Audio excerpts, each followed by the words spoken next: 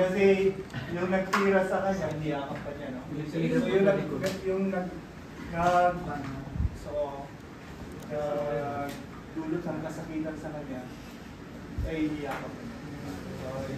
So that is kapatawaran, that is very ironic. So yung main passage natin, Matthew 18 verse 21 to 19:1. So ganyan nyo lang pag-arapan. Matthew, Kapitulo 18, versikulo 21 hanggang Kapitulo 19, versikulo 1. Okay ba kayo dyan? Sige, Tagalog. Opo.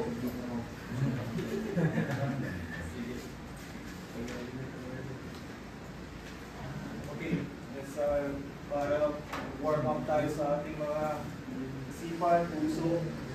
Tanong lang. Okay? I hope may audience participation tayo. So, pwede bang kung kayong tanungin? Okay.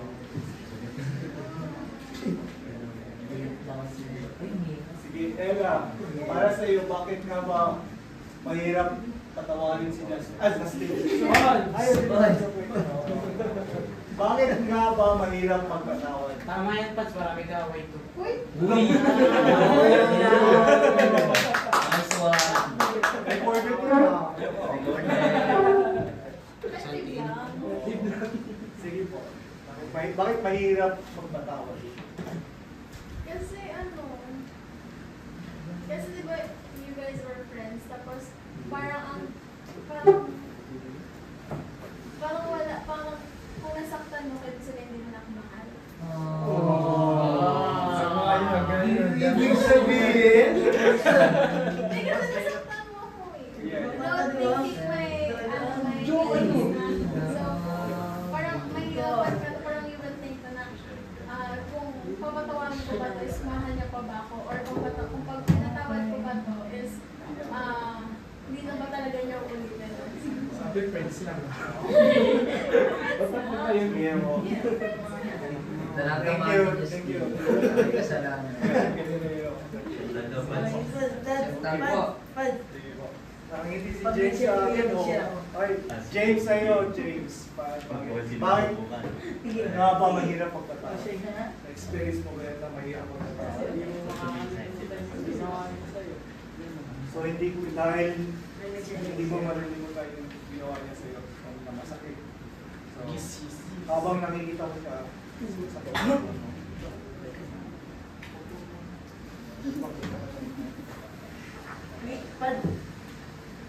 Santal.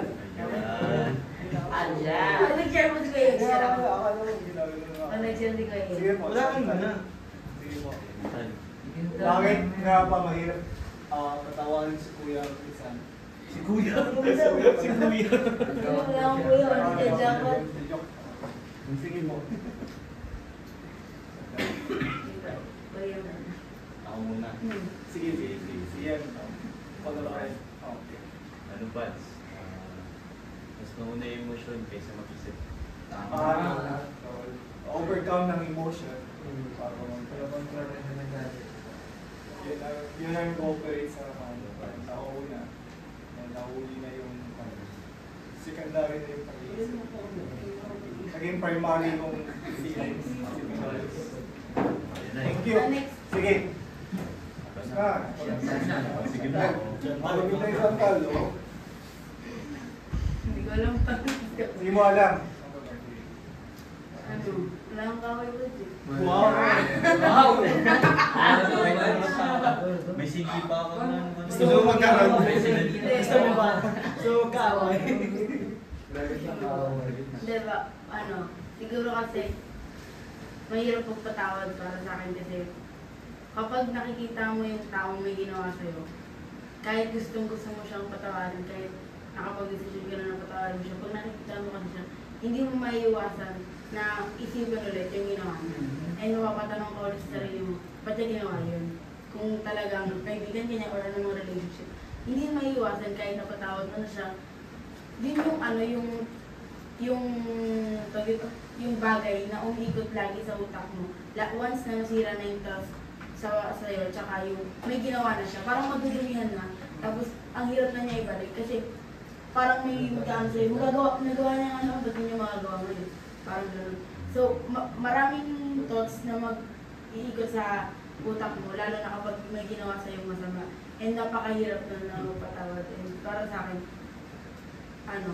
hindi siya minamadali kasi para ka lang napipilitan. Thank you. Grabe. Grabe. Baka yata kaaway to pa. Partido, Oo, wala sa wala kaaway sa na. Pads. Kaya nga Pads. Kaaway ko sa school yan. Thank you, Chantal. No? Very solid explanations. Salamat sa atin. Kaaway ka sa school ah. So thank you sa participation ninyo. Hindi ko na lang makapain ito. It's nice to understand. No? Na talaga, sa experience natin, mahirap talaga mapatawad. And one thing, may some book. This is not really the book, but ito yung book na one of the book na nakita ko sa library ng seminary ay ito, Love is Divine.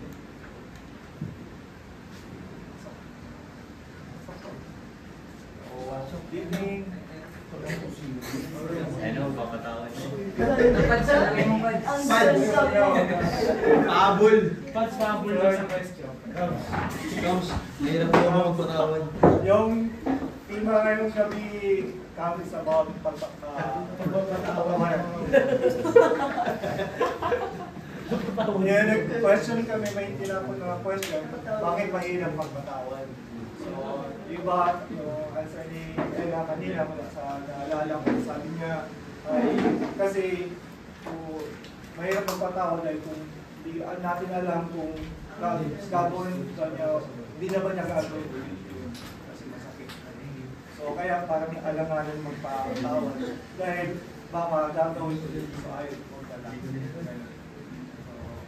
Well, commonly sa kanila is yung maalala yung sakit na nararamdaman. Kaya parang first na first pa, kung makikita, kumukulo yung high blood. Kumukulo yung high blood. Gusto ko sa Pero sa akin ka nakatingin, nakagano'n ko kanina. Okay. Pero may book, I'd like to bring you to this answer sa tanong, bakit mahirap magpatawad? Kasi ito, love is divine. Ang pag-ibig ay banal. Thank you. In other words, love is of God. Forgiveness is of God. Ang source ng love, ang source ng forgiveness ay ang Diyos. Kaya tayo, mahirap magpatawad dahil hindi tayong source, wala sa atin yung source ng kapatawaran. Hindi tayo source ng pag-ibig. Okay? I hope na-get simple as that. So ngayong gabi, ano ang imbitasyon ni Lord sa atin? Na makikita, hindi lang natin makikita yung kanyang pag-ibig, kanyang kapatawaran, na may experience talaga natin o maiintindihan natin yung kanyang pag-ibig o kanyang kapatawaran. Kasi yun lang ang susi na tayo pwede magpatawad. First sa ating sarili, sa iba, at sa iba. Okay? So, ang istorya kanina, so sa Matthew, sabi ko nga kanina, at I hope nag-jump out din ninyo. In short lang, dito naman tayo biblical story dito. Ang story is nag-start sa tanong ni Peter. Sabi niya kay Jesus, ilang beses ko bang patawarin ang aking kapatid na nagkasala? 7 beses pa. This is 7, 1, 2, 3, 4, 5, 6, 7. So, anong sagot ni Jesus? Ha? Meron, pito, pot. Sige, basahin nyo dyan, yung sabi ni Jesus, please. Anong sagot ni Jesus? Pitot, pot? Ha? Pitot, pot?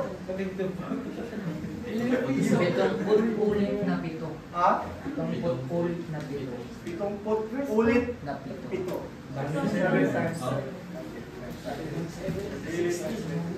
So, ilan yan? Sige, mathematics dito. 49. So, isang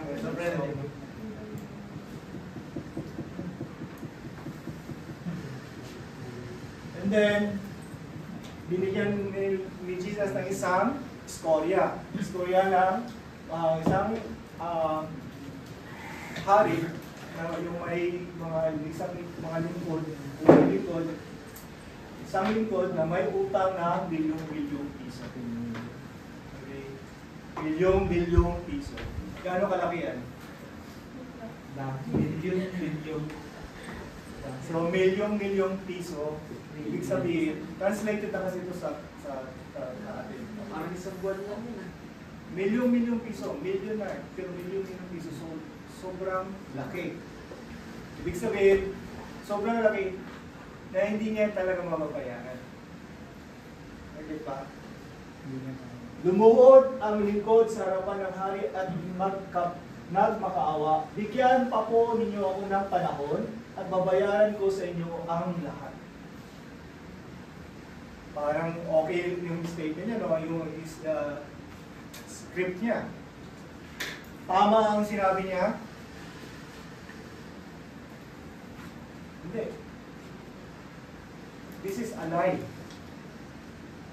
Kahit bigyan pa niya siya ng panahon, hindi niya mababayaran. This is so huge that he cannot pay it.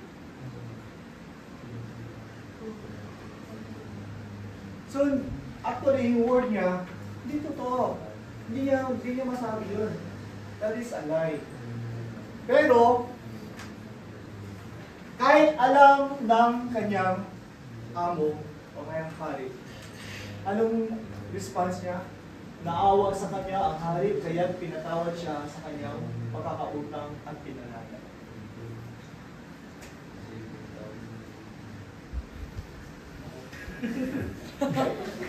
Guidelines. Kaya guidelines pa. Sa gilid ha. Nagbigayin mo na. So, napaon na po na kung titingnan natin ang nangyayari. Kasi tingnan natin, okay, no. It was not okay. Pero, pinatawad. In contrast sa after pinatawad siya, nung nakita niya ang isa kanyang kapwang lingkod na may utang sa kanya ng ilang daang piso. Ilan kaya yan? Hindi sinabing libo ha, sa buwan. Ilang daang piso siguro, 300, 200, 400, I mean piso, ano? Daang. Ano po? Pag? May bahan na ito. So, ilang daang piso lang. Nung lumuhod ang kanyang, yung nakautang sa kanya, nagmakaawa, same word din na sinabi, bigyan mo pa ako ng panahon at mababayaran kita. Kaya niyang bayaran yun, kasi ilang piso lang. Pero anong ginawa niya? Ngunit hindi siya pumayag. Sabi ito'y pinabilanggo niya hanggang sa makapag.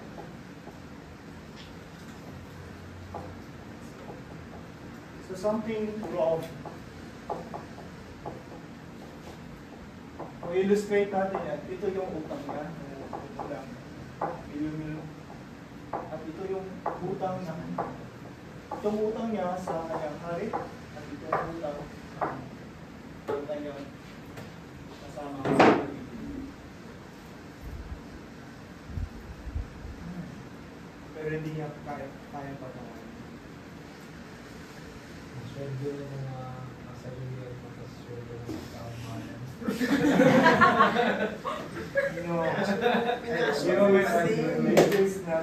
It's not just a sweldo, it's really yung sobrang daming utang na nakabalot ng utang na yung kunting utang na. Okay? This is the image. Okay. When I was praying this, especially also, it's not just recently when I prayed, lalo na sa pag-retreat.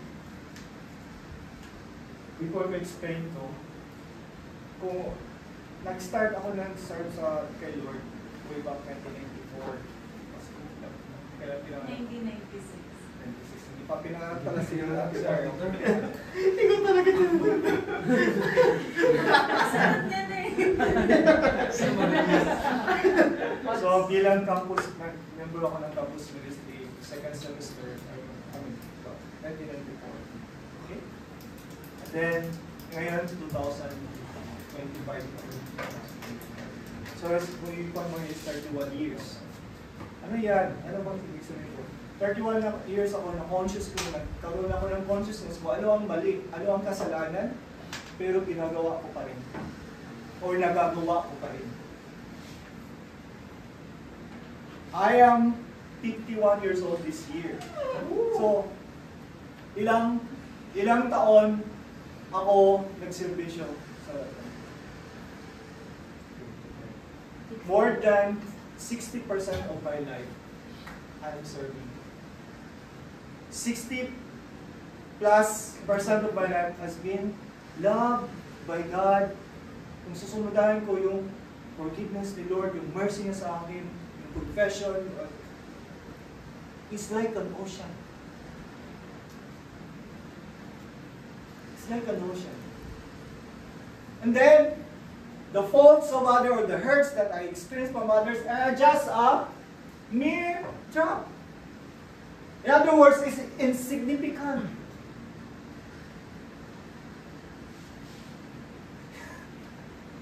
And I was like, so weird because the little thing that others do, minamagnify ko. But in fact, it's nothing. And this is the love of God sa atin. Maybe you are not the same with me. Pero it's not about years. You know how much the Lord had forgiven us. Ano bang sinupuli ni Lord para tayo mapatawad? Kanyang buhay. So much. Precious than silver or gold. It's the precious blood of Christ. Kaya, naalala ko, nung next na-realize ko ito, that is what really moved me to forgive. Not only many years ago, but now. Pero there's something really, maybe for us, it's hard to forgive. It's because, especially when it's done by the person that we expect to love us, to protect us. In my experience is ang aking inay. Naalala yung sharing, no? Grade, first year, wala yung first year ba, basta anyway, 3 years yung gap ng aming kapatid, kapatid. So kung makamahin kami sa lunch, naalala niya yung story, yung ginagawan ko niya siya ng pagkain, so, nagalit siya sa akin, so, di lang sinapak, sinisipa ko pa, o talagang binulti ko, ikaw damot-damot mo. And then, nakita, narinig ng nanay ko na umiiyak na yung aking kapatid kasi binulti ko. Nag-rescue siya, sinabihan niya ako ng sigaw na talaga, "Oy, Pondo!" Hindi ako nakikinig, sinisipa-sipa. Dahil sa galit ko. Wala, para ma-stop ako ng mama ko, nanghanap siya ng pabalo, wala siya mahanap. Pinakita niya yung taklit ng kaldero. So the next thing na narinig ko ay yung ampas ng kaldero, yung nag-vibrate yung dulo. Nag-dilig yung pagkakas. Wala ko.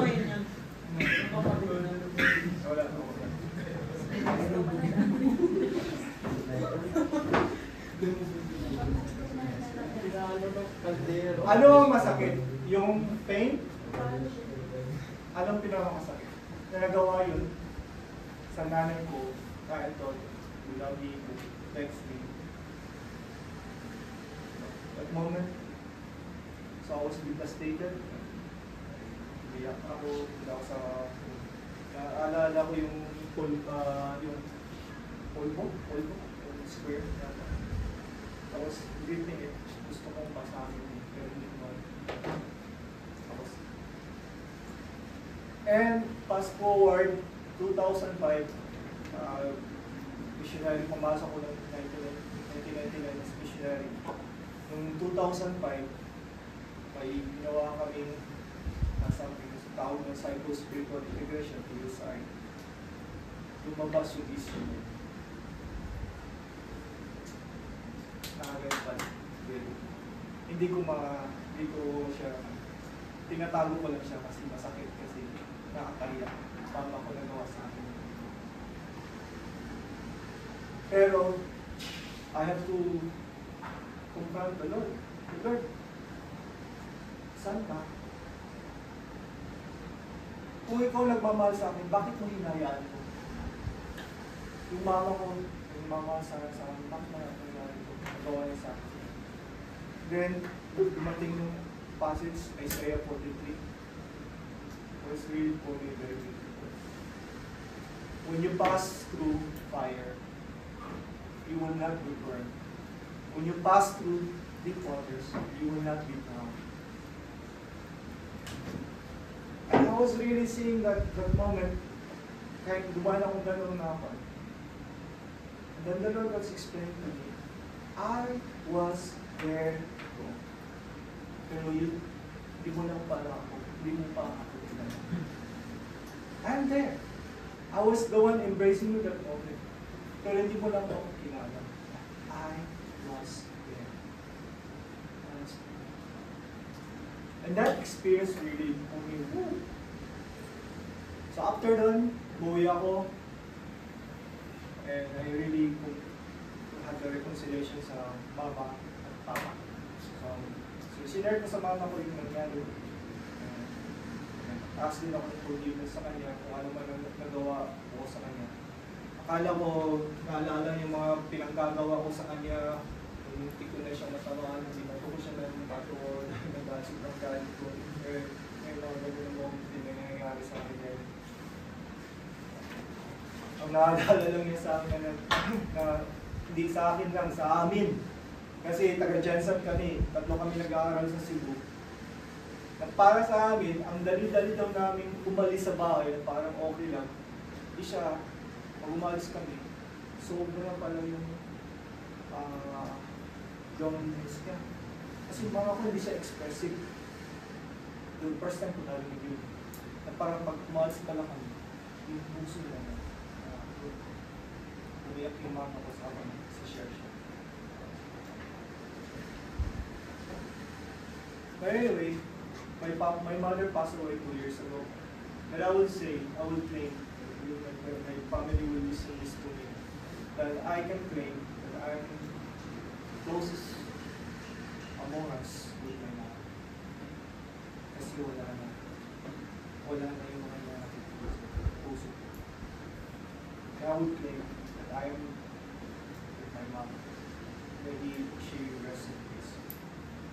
So ngayon gabi, parang na, yes, the Lord is here, and He is helping us to really experience forgiveness from Him, so that we may also learn how to forgive. I like this ministry. This is us. No matter how we hurt God, God still comes to us to love us. He will never stop to love us.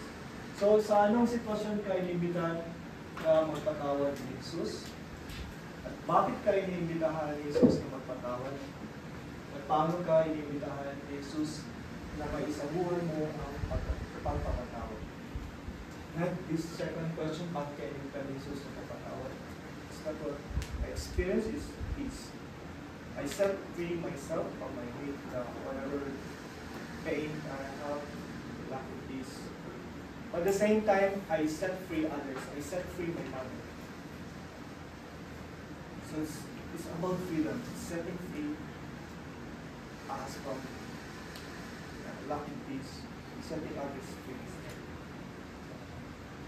Anyway, so I leave you with this one. Not to distract you, you can just copy this one. Kasi I have another commitment for the whole day.